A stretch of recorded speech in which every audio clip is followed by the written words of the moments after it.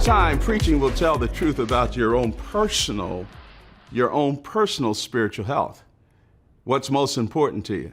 Now, I know that sounds crazy, but it really is true. I've been at this preaching thing for quite a long time.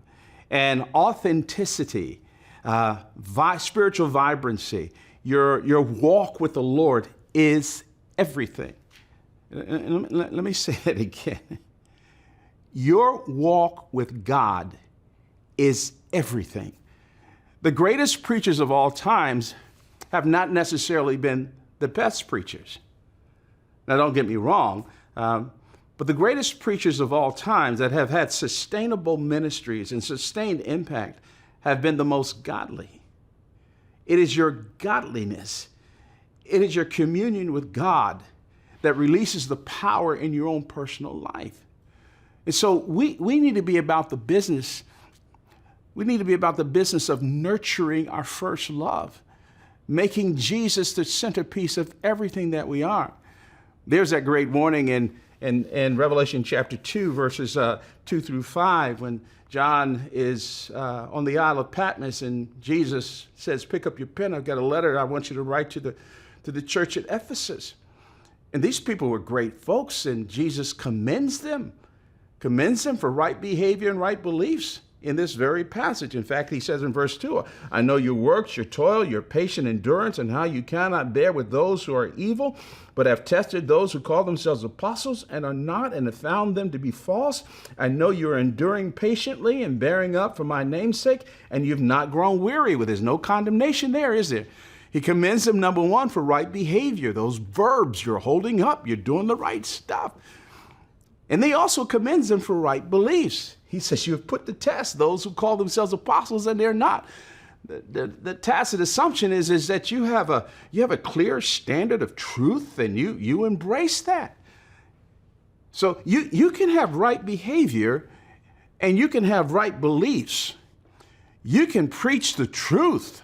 I mean, you can preach the truth and you can be living, quote, right and still be hollow and cold and shallow and superficial. There's a searing statement, I suppose, as the elders of the church at Ephesus, when they read this, people were grabbed by what Jesus says here in verse 4. He says, but I have this against you. So I got a problem with you. What's the problem?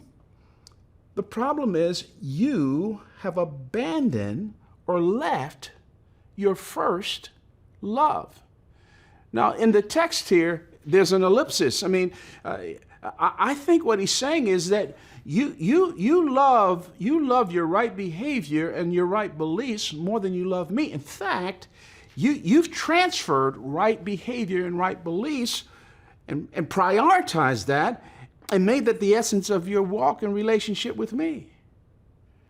Now, you have left your first love. And the danger for those of us who are veterans in ministry is to love what we do for Jesus more than we love Jesus. The danger is to love the process more than the destination. Remember, these things come out of, it's an overflow of our walk in relationship with Him. And so I think we need to take the words of Jesus to heart because He advises them the way to realign things is found in verse 5.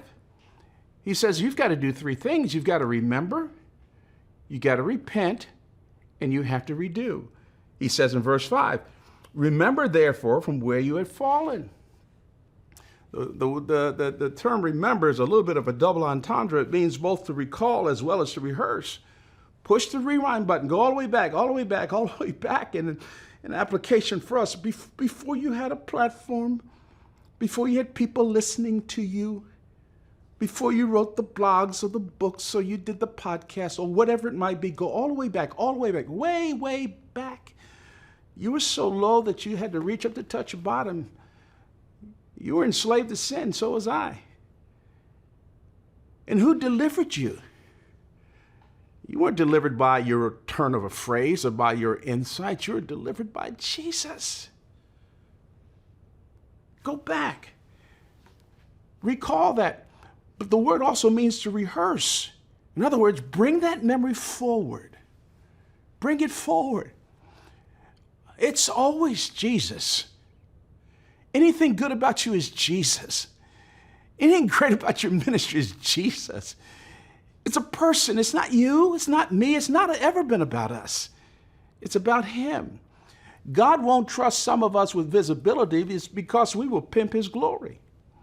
We will prostitute his blessing. It's always about Jesus. Remember, then he says, and repent. Repent. Jesus, I'm sorry for making an idol of my preaching gifts. I'm sorry for making an idol of my ministry. I'm sorry. I am sorry for thinking that recognition is the same thing as holiness. Keep Jesus where he needs to be.